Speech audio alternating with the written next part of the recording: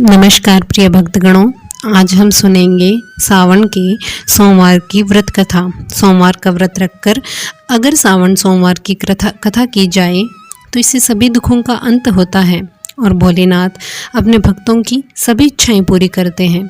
आप भी सावन के हर सोमवार अपने मन में भोलेनाथ का नाम लेकर इस पावन कथा को जरूर करें। भगवान शिव की कृपा आप पर हमेशा बनी रहे। कथा को बीच में छोड़कर कथा का अपमान ना करें। चलिए आज की कथा शुरू करते हैं।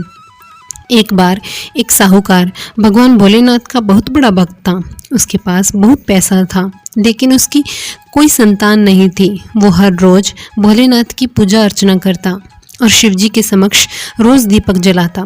साहूकार की केवल यही इच्छा थी कि उसके घर संतान हो। साहूकार की भक्ति देखकर माँ पार्वती ने भोलेनाथ से कहा, ये भक्त दुखी है, आपको इसकी इच्छा पूरी करनी चाहिए। भोलेनाथ ने माँ पार्वती को बताया, इसके पुत्र नहीं है और यही इसके दुख का कारण है। माँ पार्वती के कहने पर भोलेनाथ ने माँ पार्वती को बताया कि साहूकार के भाग्य में पुत्र योग नहीं है। अगर साहूकार को पुत्र का वरदान मिल भी गया तो उसका पुत्र केवल 12 वर्ष तक जीवित रहेगा। साहूकार ये सभी बातें सुन रहा था। साहूकार को न खुशी हुई न दुख। वो पहले की तरह ही पूजा पाठ करता रहा। एक दिन उसकी पत्नी ने एक बालक को जन्म दिया। उसके परिवार में जश्न का माहौल था, लेकिन साहूकार पहले की तरह ही ना खुश था न दुखी। 11 साल की उम्र में साहूकार ने अपने बालक को उसके मामा के साथ शिक्षा ग्रहण करने के लिए काशी भेज दिया। साहूकार ने अपने साले को बोला, रास्ते में ब्राह्मण को भोज भी करा दे। काशी के रास्ते में एक राजकुमारी का विवाह हो रहा था, जिसका दुल्हा एक आंख से काना था।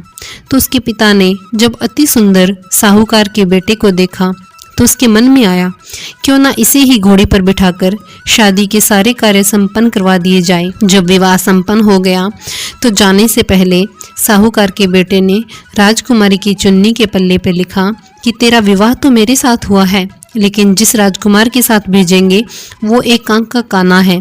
इसके बाद साहूकार का बेटा काशी पहुंच गया। राजकुमारी काने के साथ विदा नहीं हुई। एक दिन काशी में यज्ञ के दौरान भांजा बहुत देर तक बाहर नहीं आया तो मामा ने अंदर जाकर देखा तो भांजे के प्राण निकल चुके थे। मामा ने रोना पिटना शुरू कर दिया। इसी वक्त वहां से शिव पार्वती जा रहे थे। माता पार्वती ने शिवजी से पूछा, हे प्रभु, ये इतनी बुरी तरह कौन रो रहा है?